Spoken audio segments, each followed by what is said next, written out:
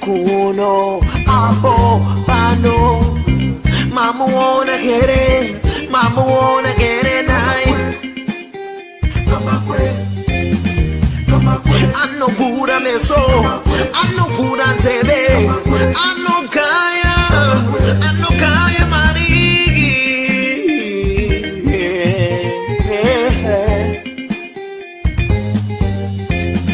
Kama kwe doti kom, kwe doti kom usasai.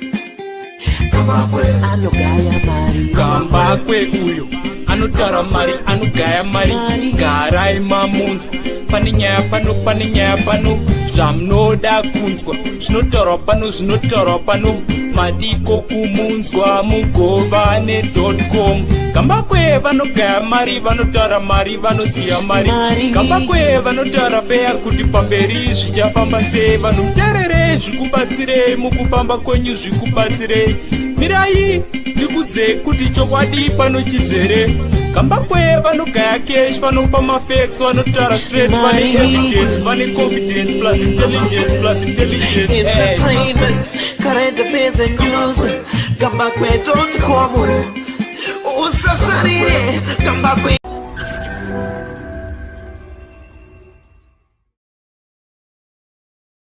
Right, 4 August 2022, and today I am going to have a very, very quick discussion because I don't have electricity. So as you can see, I do not have all my equipment. We've got a bad load shedding here happening. Load shedding has started again in South Africa. And what I want to deal with is today's story in the Daily Mail. So it's dailymail.co.uk, where it was revealed that Morgan Tsvangirai, together with the British, they actually arranged to get Mugabe assassinated during the World Cup in 2010 in South Africa. So if you go to dailymail.co.uk, that story just came out today. And this was revealed in a podcast that has been put out this week. Unfortunately, I went to the actual podcast here, owned by Ned Botti, and it seems that they've taken down this story, or they're still yet to publish the story, because I went through all the top podcasts that are there, and it's not there. That story of Mugabe's assassination is not there. So in short, what Ned is saying is that as part of ITV, the ITV crew to the World Cup in the final, there was a security guard, and this security guard had confided in him that he planned to kill Mugabe by jumping from the back and snapping his neck.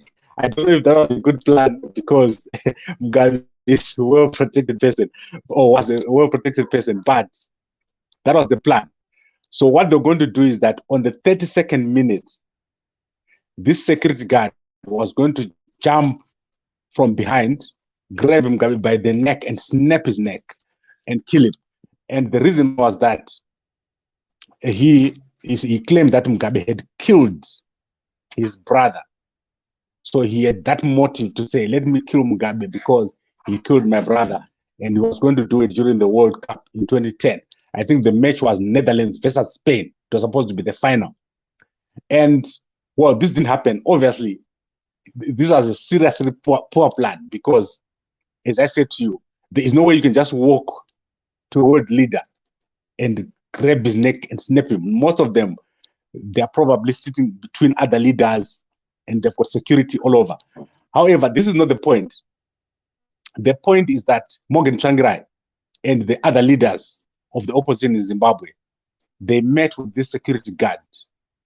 And also, I think it was the Secretary of State of the UK, according to this claim, he also met with this security guard. And when you talk of a security guard for ITV, you're talking here of people with military experience.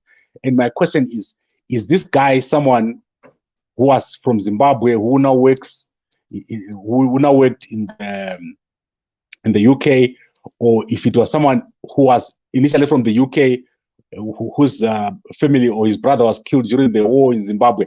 It's not clear there. And I think this has to be clarified with Ned Boating, who's got a very interesting podcast.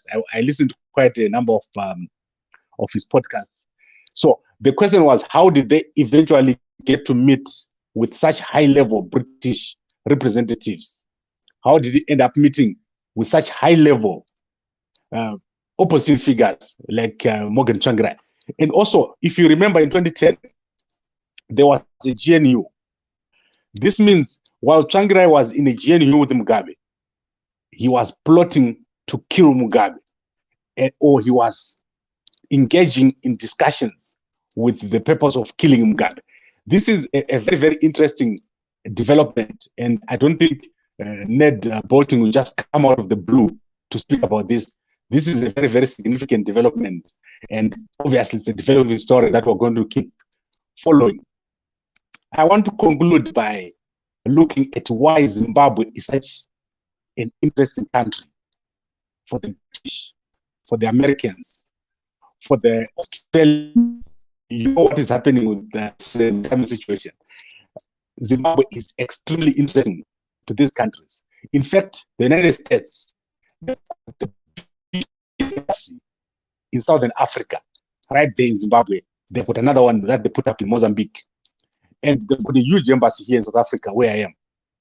If you look at the British, they cannot let go of Zimbabwe. Zimbabwe is like a jewel to the British. In fact, most Zimbabweans don't understand why people from the UK are so connected to Zimbabwe. First, the historical links between Zimbabwe and the UK. The fact that Zimbabwe was a place where they built something in Southern Africa. So everything that is built here in Southern Africa, it all began in Zimbabwe. The connection between the UK and Zimbabwe, the UK government, it's part of the empire. They're empire builders. So they see the Zimbabwe is part of the United Kingdom, part of the legacy. The fact that Mugabe then went on to break out, to become a rebellious child, this is very, very painful to the British. And obviously, they wanted to put a government in place that was going to be more friendly to the UK. And I think that is overall the big picture of why the UK is so interested in Zimbabwe. As to why they wanted to kill Mugabe, obviously the issue of the land reform. In Zimbabwe, the land reform is a very, very big thing. And most Zimbabweans don't understand. If you do not have land, you're nothing. And the British, they understand this, the issue of land, without going into the propaganda approach that is done refuses or land is extremely important. Zimbabwe has got some of the most valuable land in terms of minerals, in terms of farmland. And always about that, as I say, I've got no network here. If right now Zimbabwe was to go into a government that is not having same ideology, yeah, a lot of people coming to Zimbabwe. A lot of people from outside Zimbabwe are going to come to Zimbabwe. Zimbabwe has got very, very good security. You cannot compare Zimbabwe with any country in Southern Africa. Very, very peaceful country. And the British are just waiting for the right conditions to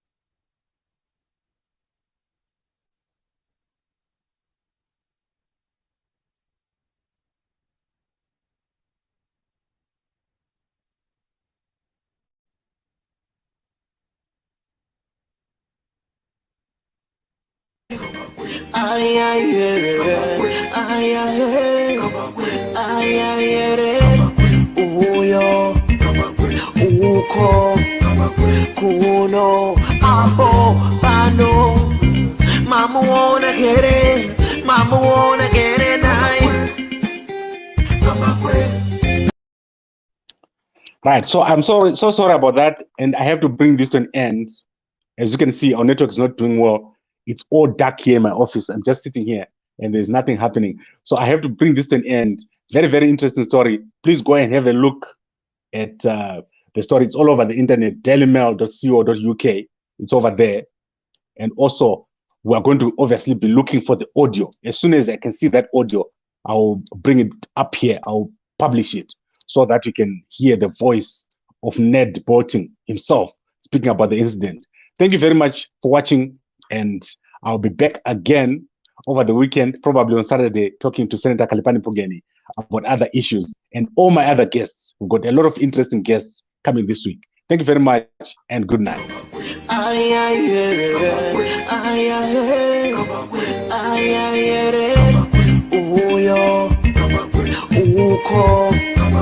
Kuno aho pano mama wanna get it, mama wanna get it nice.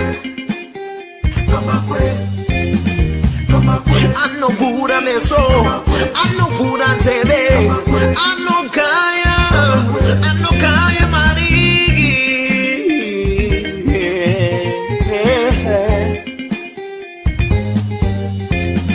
Kama kwetu tikomu Don't come